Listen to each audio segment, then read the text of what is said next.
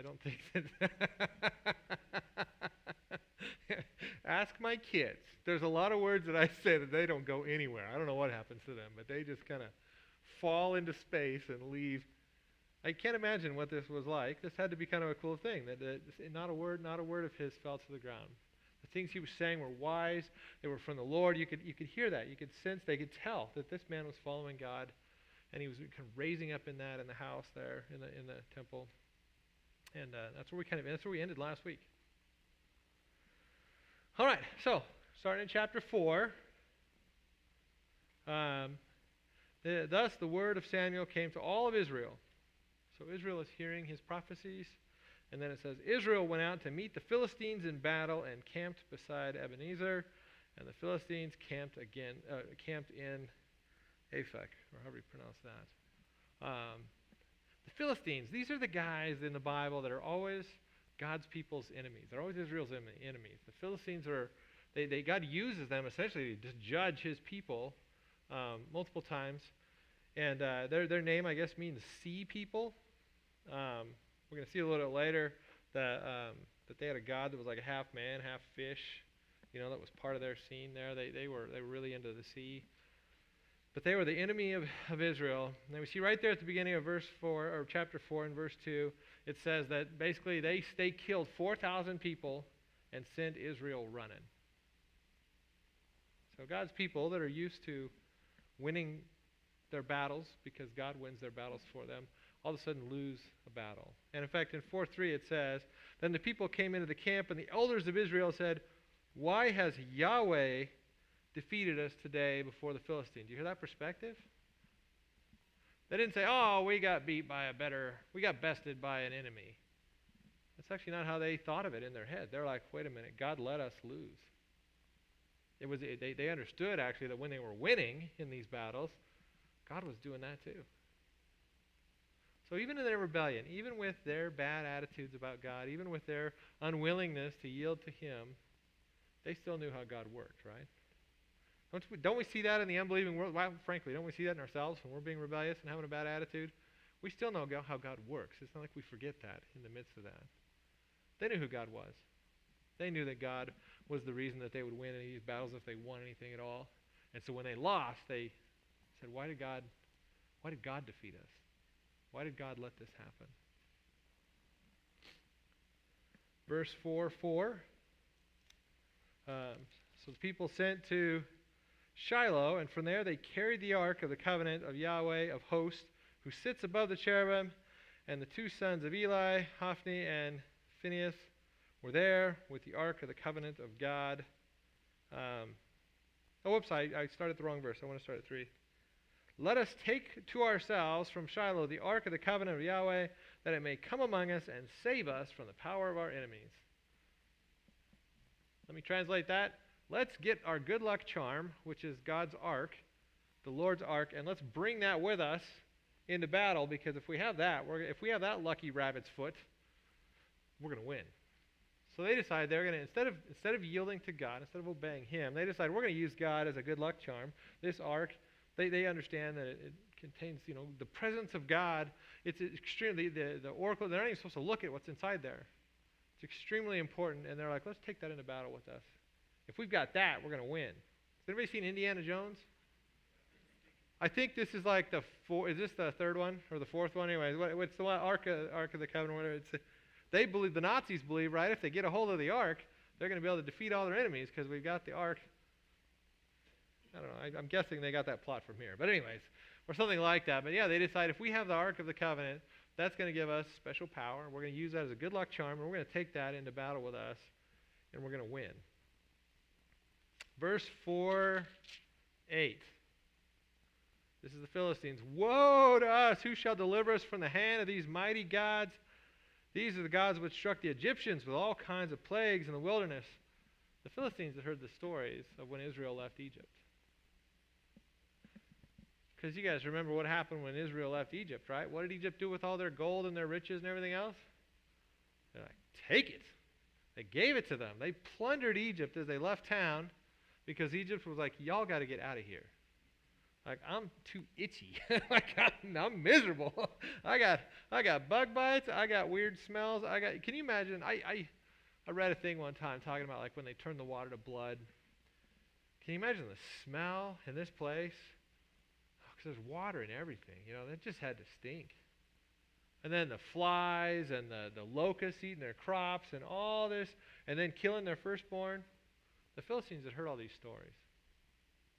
So the Israelites grabbed the ark, their good luck charm, and they're headed into battle with that. They're making a deal out of it.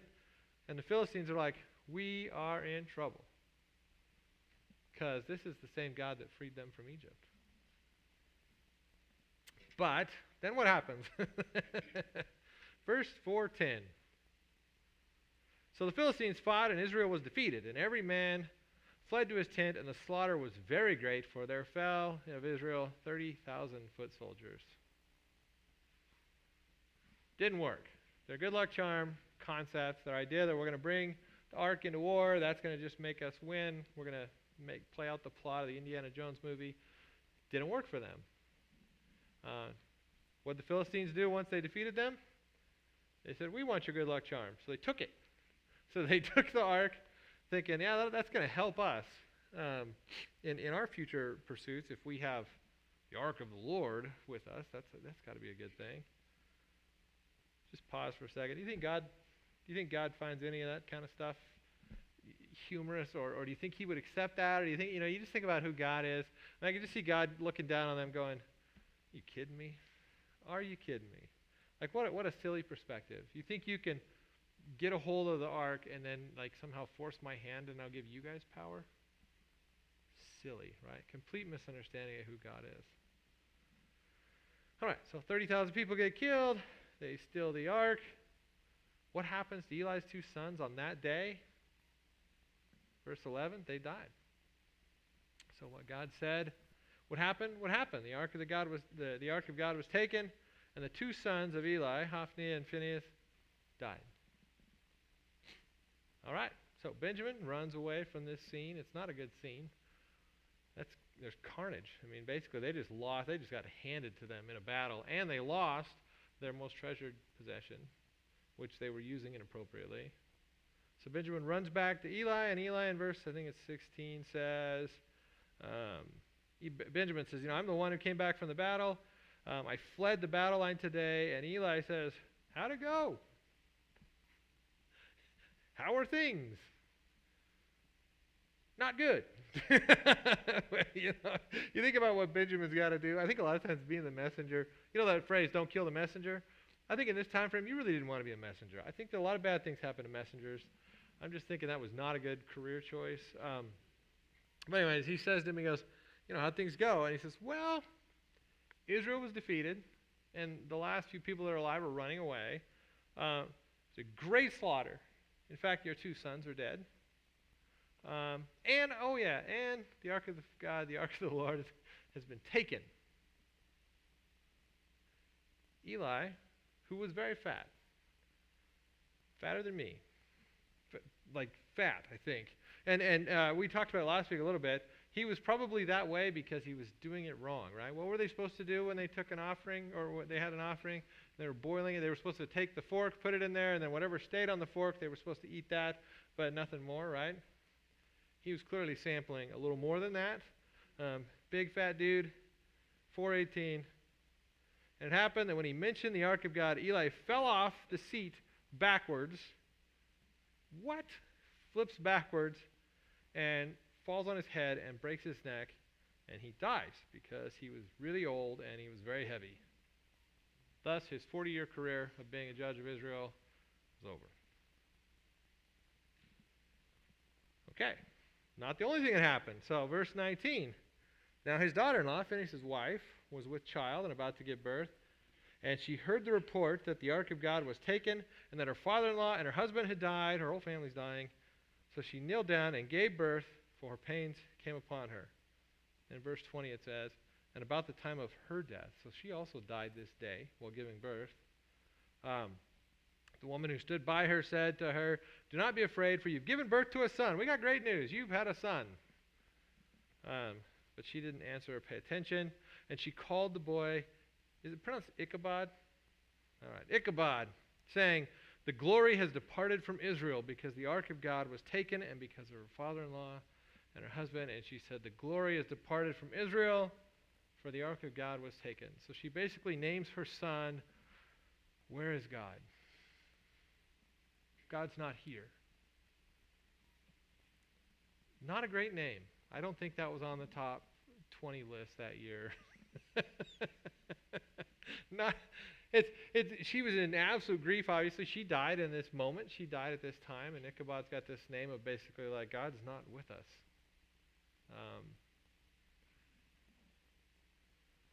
All right. 422. Yeah, the glory has departed from Israel, for the ark of God was taken, and then she died too. Chapter 4. That's chapter 4. Let's head to chapter 5. So the Philistines, they won the battle. They killed 30,000 people. I think about that many people dying in a field of battle like they would have. I mean, they'd all be laying there on the ground. It is carnage. When they killed 4,000 the first time, right? So just a lot of people have died in this moment. It's just 30,000 of the Israelites. They probably lost some too. Lots of death, massive carnage, but they walk away from that victorious because they've defeated God's army, and then they take the ark, which they know and they believe has power. That's where we start chapter 5. And they take it to a city called Ashdod, and they put it in the house of Dagon. Dagon is their god, one of their representatives of their god. It's not God in any sense. And he was known as the fish god. So he had his lower body was a fish, and his upper body was a man.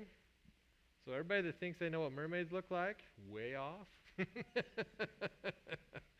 It's a pretty ugly mermaid, a man-fish. I don't know what you'd call this thing. Anyways, that's their god. They said that historians, or the way it is he was in their storytelling. I always hate to tell like it's a true fact, but in their storytelling, he's the father of Baal. So that, the prophets of Baal and all that kind of stuff going on. Dagon is the father of Baal. So that whole line of horrible theology that, you guys remember the story of the prophets of Baal? They're dancing around, cutting themselves.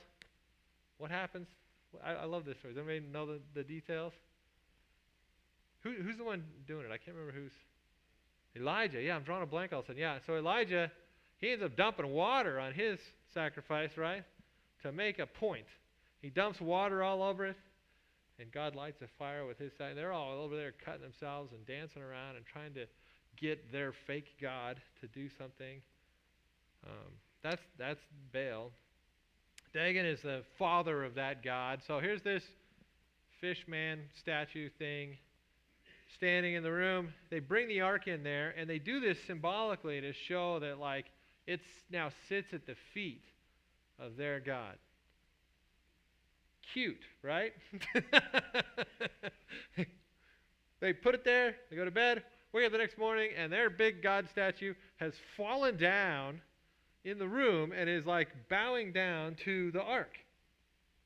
I think that's awesome. I think it's one of those moments where I think God has a little bit of a sense of humor. I mean, they, and I'm sure they're like, I don't know, maybe that was the footing wasn't engineered right, or what. I don't know. I'm sure they blamed an engineer. There's got to be a moment in time here where one of their engineers was responsible for that statue. Now, I get blamed for everything that falls down in my life. So,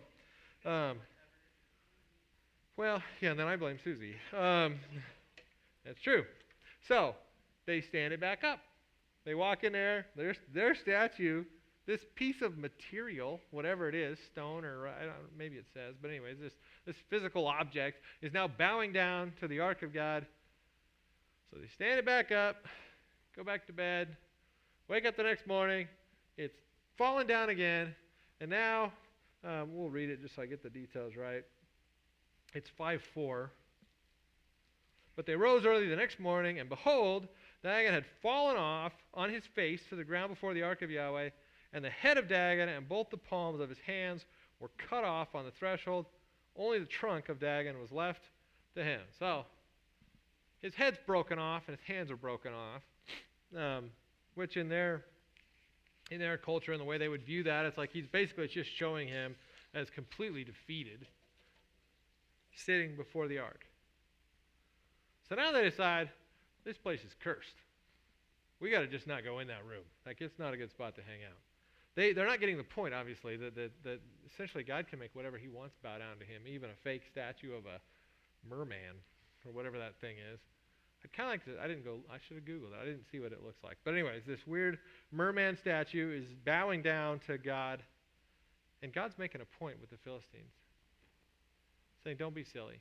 You don't get to take my ark and put it in your room or whatever and set it as a footstool, essentially, to your fake God.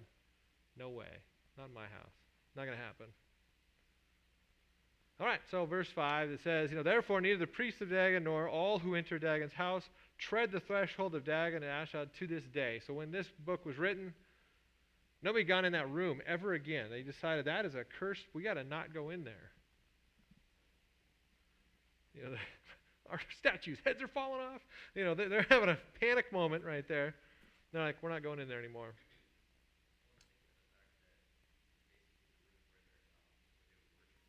Yeah. They would go in there and worship. They would ascribe power to this thing. Yeah, exactly right. They would kneel before it, and they would essentially implore it to protect them or give them strength or whatever they wanted from it. And it's like, this is freaking them out. Something is wrong. So they take the ark out of there. Now, verse 6. Now the hand of Yahweh. Once again, God sometimes, the hands of Dagon are broken off, right? They're funny statues. It's broken off. Now Now the hand of Yahweh was glorious against the Ashdodites, and he made them desolate, and he struck them with tumors, both Ashdod and its territories. Struck them with tumors. I was looking at some different notes on that. The MacArthur Study Bible suggested the tumors may have been like sores and boils caused by like an epidemic of like a bubonic plague, probably carried around by rats. You'll see later that they make these little golden rats and they give them back to Israel, but it's probably something horrific like that, like the bubonic plague is what's going on here. So they decide wisely, in verse 7, thus the men of Ashdod saw that it was so and said, the ark of God of Israel must not remain with us. His hand is severe on us and on Dagon, our God. Like, we got to get this thing out of here. This is like when you open a bottle of like something rotten in your fridge in your house and you're like, oh my goodness, holy smokes. And then you're like, oh, I'm going to throw that in the garbage can. And then you're like, that really stinks. Like, we've got to get this out of this house. Like, it's like making a big mess of things. Essentially, they're kind of viewing this situation obviously much more seriously, but they're like, we got to get him out of here. We've got to get this ark out of here. We're getting tumors. We're getting sick. We are desolate. Not a good circumstance. So what do? They send it down the street. So so verse 8, so they sent and gathered all the lords of the Philistines to them and said, what shall we do with the ark of God of Israel? And they said, let the ark of God of Israel be brought around to Gath. And they brought the ark of God to Israel around, what's it say in verse 9 there? Now it happened after they had brought it around that the hand of Yahweh was against the city with very great confusion, and he struck the men of the city, both young and old, so that tumors broke out all over them. So they got it in Ashdod. They're like, this isn't working for us. So they sent it somewhere else. Sent it to another city. Sent it to the Gath. Now there's mass confusion. There's mass chaos. Everybody's breaking out with boils here, with tumors in this city. So what do? What you'd expect them to do, maybe, if they're not very wise. Verse 10, they're really not getting the point here. So they sent the ark of God to Ekron. And as the ark of God came to Ekron, the Ekronites cried out, saying, they brought the ark of God to Israel around to us. We're going to die. That's me paraphrasing. But essentially, they're like, we're going to die. They sent this. This thing is a curse. Why'd they drop it off here? We don't want it. Yeah. To put our people to death? So they sent, therefore, and gathered all the lords of the Philistines and said, send away the ark of God of Israel and let it return to its own place so that it will not put us and our people to death. For there was deadly confusion throughout the city. The hand of God was very glorious there. Verse 12. The men who did not die were struck with tumors, and the cry of the city went up to heaven. So, Israel, if we go back a little bit, they take the ark of God and they take it into battle like a good luck charm. And they lose, what was the number? Well, 4,000 first, and then they lose 30,000 people. Massive death happens to them when they misuse God's ark. The Philistines grab hold of that ark and they take it into their city, and they start experiencing massive death, confusion, chaos, right? Verse 12 is just fascinating. Now the men who did not die, which means a lot of men died. Lots of death was happening. The survivors, who were covered in tumors, are like, we got to get this out of here. Do you think God takes it seriously if you misuse him? Do you think God takes it seriously if you use his name or his brand inappropriately for your purposes? I believe absolutely he does. God doesn't want you to do that. He doesn't want you to use his name, his image, his likeness, his whatever, his persona. He doesn't want you to take that and use it inappropriately for your purposes. God doesn't want that. They were using him inappropriately, thinking that they could somehow use God like a good luck charm. And it was resulting in death and destruction everywhere they went. You will see that we're not done with people dying actually over this incident, but it was massive death, massive destruction, covered in tumors. That had to be horrible. Horrible discomfort. Like, we got to get this thing out of here. All right, verse 6, chapter 6, now it's chapter 5. As you can see, this is creating chaos, right? This situation here. So chapter 6, now the ark of Yahweh had been in the fields of the Philistines 7 months. All right. 7 months go by. And verse 2 there. And the Philistines called for the priests and the diviners, saying, what shall we do with the ark of Yahweh? Make us known how we shall send it to its place. I got to think to some degree, they're like, we got to get this thing out of here, and I don't even want to touch it. Like, how do we get it out of here? What do we do? Like, they didn't have like Uber delivery or Amazon or, it's like door to door. Like, you couldn't call in a delivery truck to come pick up the Ark of God and have them drop. You couldn't get Shane bought a motor one time. We had to get like tailgate service, where they lower down, and they didn't have any of that. None of that existed. They own this thing that's killing everybody, and like, we got to get it out of here. What do we do? Actually, what is our option?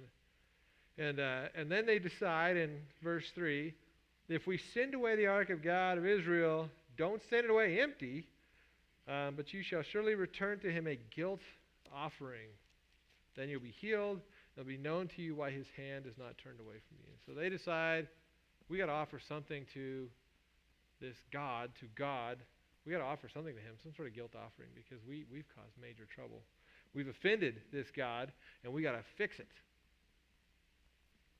So if I'm going to give somebody a really nice gift, what do I give them? I give them some tumors made out of gold. Verse 4. Yeah, Sue's Mother's Day is coming up. I'm going to get you that tumor necklace. They said, what shall the guilt offering, which we shall return him? And he said, 5 golden tumors and 5 golden mice, according to the number of the lords of the Philistines. For the plague was on all of you and on your lords. Let's make some tumors out of gold. Let's make some mice out of gold, and we'll put that in the ark, or put that with the ark and give it back to them. It's probably because they wanted to show them, and maybe show God, we know that these tumors are from you. It's probably an indication. They're trying to make it super, super clear as they give the ark back. We know why we got really sick. We know why everybody's dying. We understand it. They're just trying to make sure it's clear. That's why they made tumors out of it and didn't just put something else with it. Was they wanted to make it clear to God, We get it. We did it wrong. You gave us the tumors. We know that. We're giving you this back. Please take the tumors away. Please stop killing us. Verse 6 says right there, it says, why then do you harden your hearts as the Egyptians and Pharaoh hardened their hearts when he had abused them? Did they not allow the people to go? And they went. So once again, they remember back to Egypt. I think that's kind of a cool little footnote in this story, that they knew what God had done to the Israelites in Egypt. They actually knew that story, so they knew the people that they were messing with. You think about how huge and mighty Egypt was, and Israel was allowed to walk out of there and plunder them as they left. They knew that story. With the Red Sea crossing, they knew that God had destroyed Egypt in the water, like he'd let the Israelites get across, but their armies were destroyed in that situation. They knew all that. They knew that story. They knew what had happened. These are God's people. And they knew that. The fact that it comes up twice in this story, they're like, we gotta not repeat this. We gotta undo the mess that we've created. It didn't go well with the Egyptians. It's obviously not going well with us. We're all dying. We all are covered in tumors. Let's fix it. Verses 7 to 10 there. Basically, they get an ark, and they put some cows on it that have never been on a yoke, which is a fantastic experience. If you've ever had a cow that doesn't want to be yoked up, and you decide you're going to tie it up, that's typically, I think the phrase goat rodeo is a decent description of what's going on there. It's chaos, right? If you tie a cow that doesn't want to be tied up and you put something on its neck that's pulling on it, you have problems. And then, on top of that, they get cows that have babies. Now, I don't know if you guys have ever come between a mom and her baby. That's chaos. Holy smokes. Whether it's a human or a bear or a moose, it doesn't matter. If you come between a mama and her baby, she goes into her baby and to take care of it, and she's going to do that. And when you have a cow, we have cows at our place or on the place adjacent to us, and when you separate the moms from the calves, the little calves sit there and they call out, and and believe me, because we were right next to it, they do it all night long. They never stop. What's that? What's that? They basically say mom, but it's in cow language, so they're like, mom, mom. And I think they're saying, Mom, I'm being abused. No, he loves me. They're like calling out, and they're like, I'm hurting, I'm hungry, I'm all these things. And their mom's like, somebody's going to die. I'm going to go get my baby. I'm going to go take care of her or him. And that's what happens. So they decide that's the kind of cow they're going to yoke up to this little cart they built. And they're doing that to some degree as a test. Like, you know what? In this scenario, first of all, a cow that's never been yoked up should have a really hard time just pulling a straight line and getting this to go anywhere. Second of all, they got a mama cow, and her babies are calling for her. That cow's not going to obey unless God's involved. So that's what happens between 7 to 10 there. And basically 10, it says, see if it goes up by the way of its own territory to Beth Shemesh, and then he has done us this great evil. So essentially, this is verse 9 that I'm reading from. They decide if those cows this horrible setup that we've got here, if it walks to the city that we think it's going to walk to go back to the Israelites, we're going to know this whole situation was from God, because that would defy all of nature.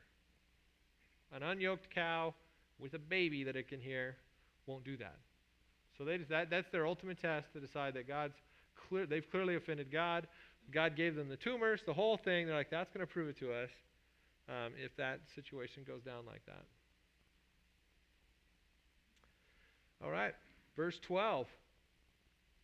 And the cows took the straight way in the direction of Beth-Shemesh, and they went along the way, lowing as they went, and they did not turn aside. Now, if you ever heard a cow get separated from her baby, well, the baby's like, meow, meow, whatever it's doing. The cow's like, rrr. It's got a lot to say about wanting to get back to its baby. Once again, we lived in a situation where we would have that thing, I swear, separated on each side of our bedroom is what it sounded like at nighttime. And so you'd hear, meow, meow, and you'd hear, rrr, and it was just annoying. That is not what happened here. It says they were lowing as they went, but they did not turn aside to the right or the left, and the lords of the Philistines went after them to the border of Beth-Shemesh. So you got this scene. You can imagine these cows are walking themselves in a straight line, defying nature, defying science. And the lords of the Philistines are walking behind them, going, holy smokes, okay.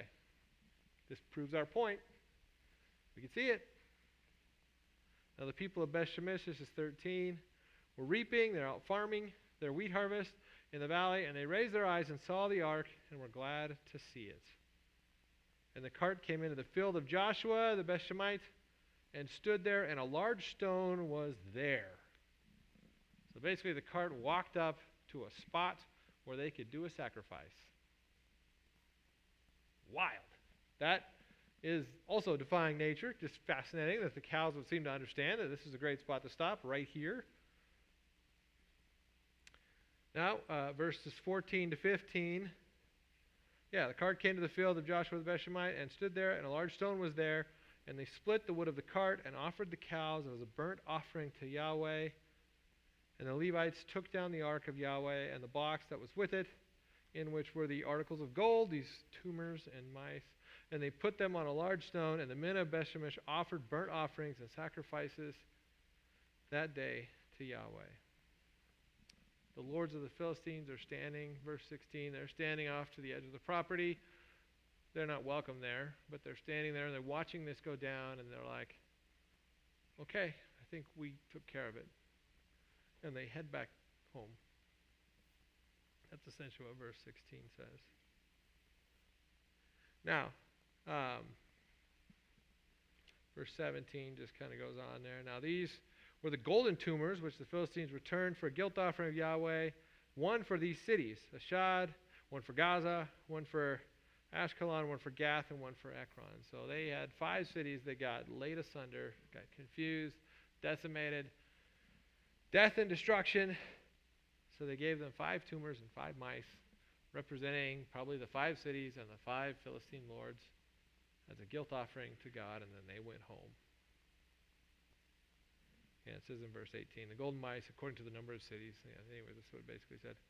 And I like the second part of verse 18. And the large stone on which they set the ark of Yahweh is a witness to this day in the field of Joshua.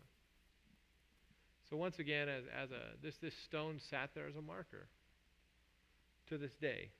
So at the time that Samuel was written, that stone is still in a field, and people are saying that's where that's where the ark drove over to this stone, and we did a sacrifice there, and they left it kind of as a sacred spot. What was the other thing that stood to this day? The house of Dagon was empty, and it was cursed, and everyone was scared of it. The place where their God was at, the place where they worshiped their God, became a cursed place. Stay out of there. Don't go in that building.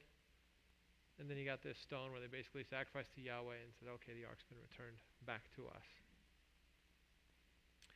Everybody's out there farming. They all come and take a look.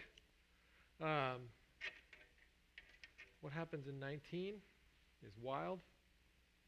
Then he struck down some of the men of Beth-Shemesh because they all looked into the ark of Yahweh. And he struck down all the people, 50,070 men. And the people mourned because Yahweh had struck the people with a great slaughter. Does God mean what he says? If we go to Numbers 4:20,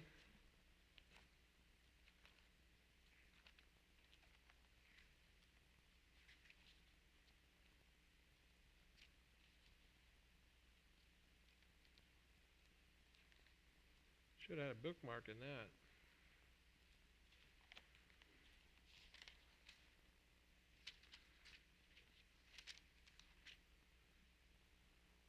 Numbers 4:20 says, but they shall not go in to see the holy objects even for a moment, or they will die. So God's people know that rule. But the ark's been returned. They're curious. They take a look. And there was a great, how does it phrase it? For Yahweh had struck the people with a great slaughter. Once again, a mishandling of God, essentially, a mishandling of Yahweh, the Lord, results in another massive slaughter of human beings. That's a lot of humans have died over this whole situation. A lot of people have died. You think God means what he says? He says, don't even look in there. Don't look at it. It's not what you're supposed to do. Verse 6:20. And the men of Bethshemesh said, who is able to stand before Yahweh, this holy God, and to whom shall he go up from us? So they sent messengers to the inhabitants of Kiriath-Jearim, saying, the Philistines have brought back the ark of Yahweh. Come down and take it.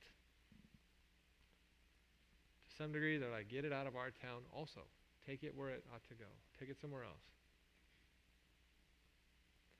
Just a couple of verses in chapter 7. And the men of Kiriath-Jearim came down and brought the ark of Yahweh up and brought it into the house of Abinadab on the hill and set apart Eleazar, his son, as holy in order to keep the ark of Yahweh. Verse 2, now it happened from the day when the ark returned at Kiriath-Jearim, that the time was long. It was 20 years, and all the house of Israel lamented after Yahweh. So they didn't return to God right away. In fact, they spent 20 years lamenting Yahweh, and that's where we're going to pick this up after that next time we teach. In fact, it stays in this condition until David brings it back to Jerusalem. So let's just talk about a couple application points in this story. First of all, what I want to do is I read through this. I'm like, this is one of the stories I remember from being as a kid. It's one of the wild stories in the Bible where there's just some wild stuff happening. But I think here's a couple application points. So first of all, God means what he says. When you read it in the Bible, God's words that are written down, God means what he says. He told Eli, respect the house of God. He told Eli, get your kids in order. Your sons are making a mockery through the temple prostitutes and all the other garbage they're participating in and abusing their situation, the supposed holy men in this city or judges or whatever role they were filling at the time. He says they're making a mockery of that. Get your kids under control. And Eli didn't. So God killed his two sons on the same day. God let him fall over and break his neck in a very shameful way to die. His obesity, to some degree, was a part of him dying. It was just all a symbol of just his rebellion. His daughter died that same day. Before she died, or daughter-in-law, before she died, she named their son, "Where's God?" Or God's not, essentially, literally, "Where's God?"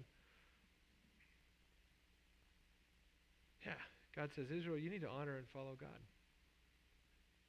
One of the things that's wild to me about this story that stood out as I was looking through it was that the Philistines remembered Egypt.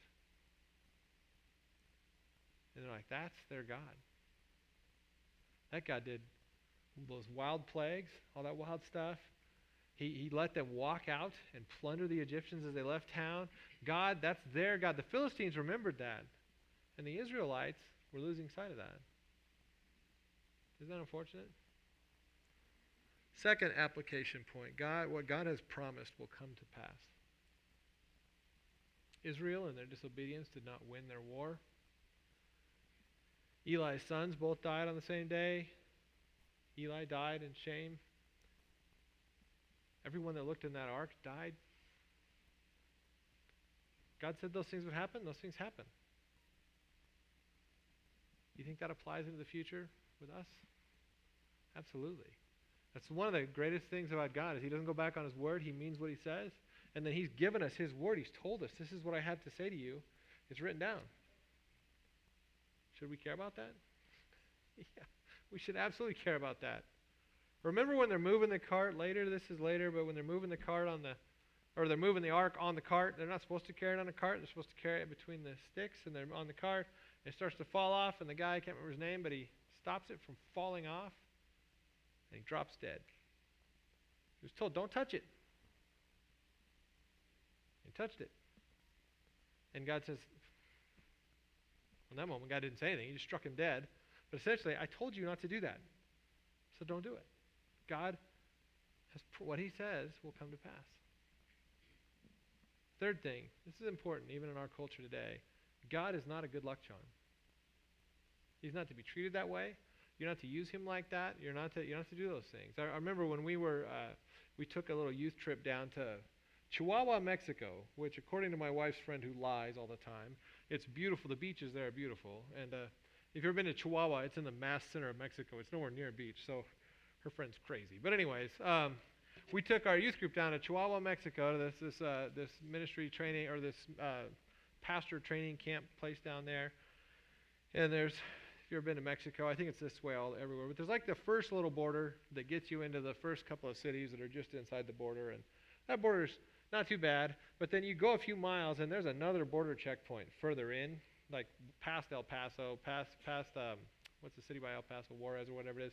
There's another one, Juarez may be the wrong city, but anyways, there's another one further in that's got guys with big assault rifles. They pulled all the stuff out of our van. It was a very different checkpoint.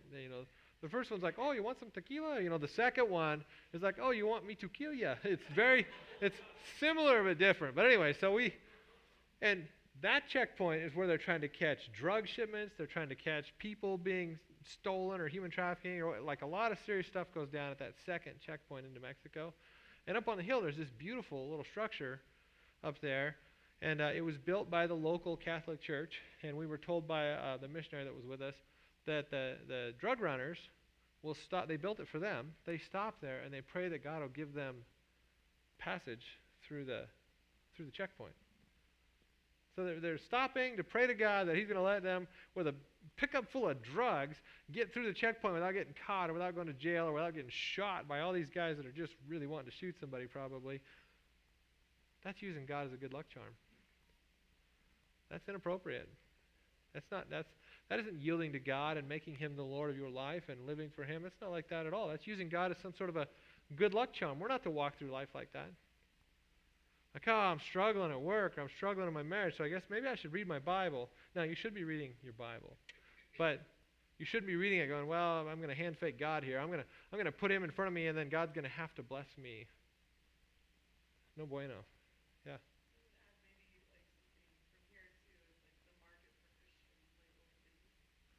Sometimes, yeah. Sometimes some of that stuff drives me bonkers a little bit, the coffee cup Jesus type stuff, be cautious. I think it's fun to actually I think we have a thing in our coffee room that says all I need today is a little bit of coffee and a lot of Jesus.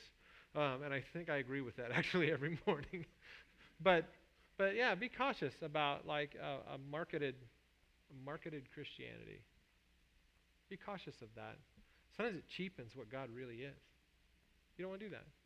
You don't want to view God as an ark that you, like, oh, well, let's take that. Well, I'm going to take I'm going to wear my lucky necklace or my whatever, and then because I'm doing that, that's going to put me in a position where God's going to protect me or give me prosperity or whatever. Do not use God as a good luck charm. We know what happened to the Nazis in Indiana Jones. That didn't go good.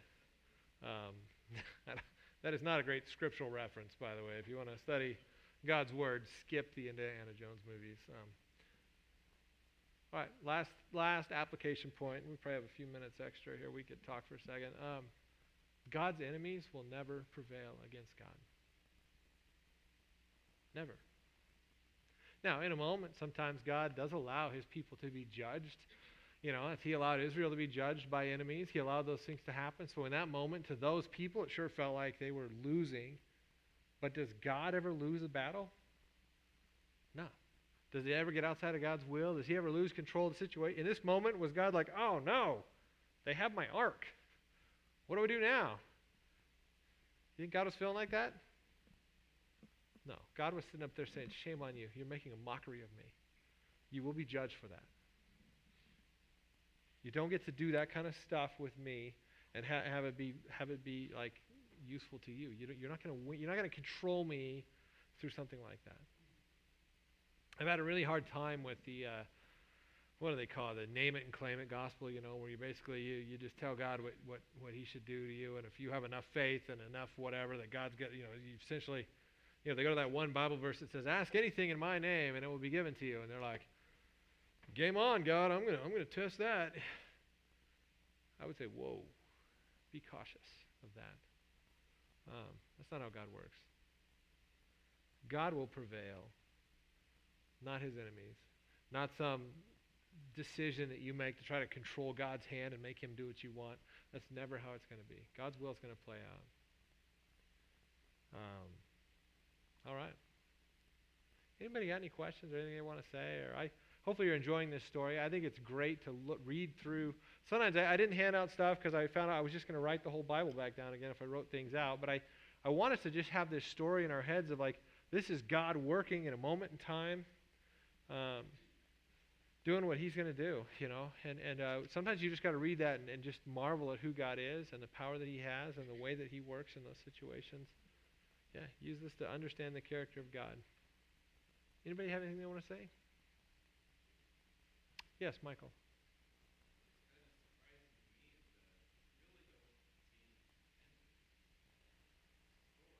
Nope.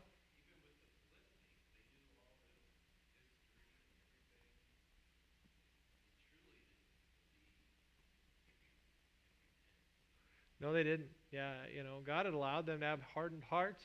They essentially put that all in a garbage sack and dropped it off and walked away. They just did not want it in their life. But yeah, they didn't repent. Yeah, but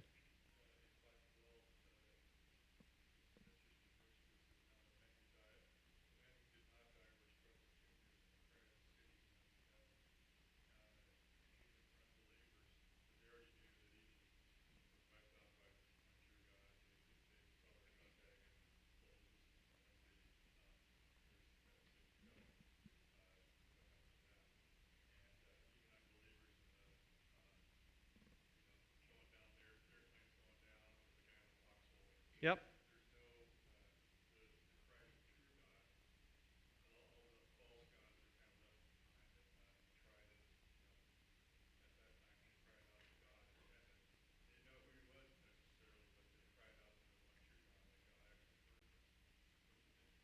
Yeah.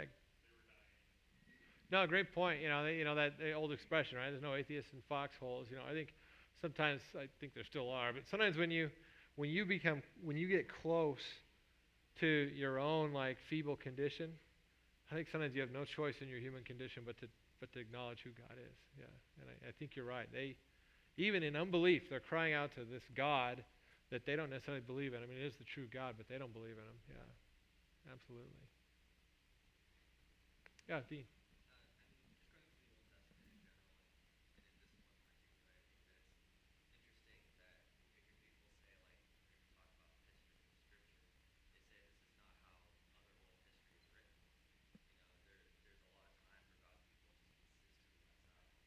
Yeah.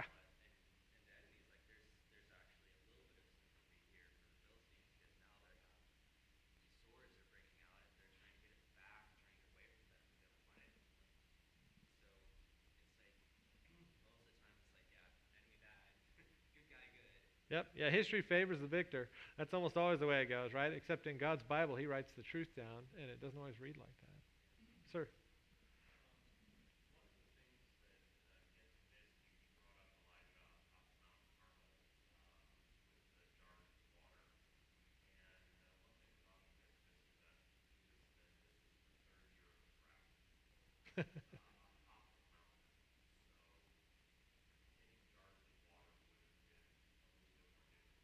Would have been quite a challenge, yeah.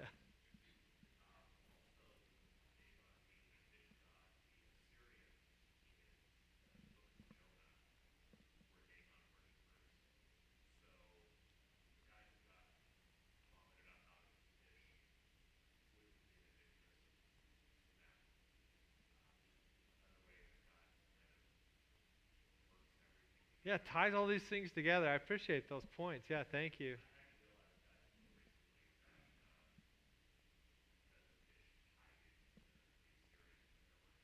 Yeah, wild stuff.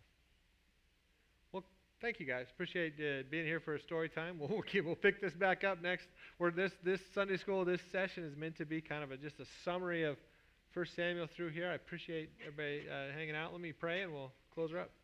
Lord, thank you for this morning. Thanks for this story. Thank you for showing us who you are in history through this account. I pray that we would believe with absolute faith that you mean what you say, you do what you're going to say, And we're not to toy with that. We are definitely not to try to use you as some sort of good luck charm, misunderstanding that you are the creator God of this world. And that we are to bow to you in fear, because if we know our place. Frankly, Lord, in that, as I just say that, I just thank you for your Son, Jesus.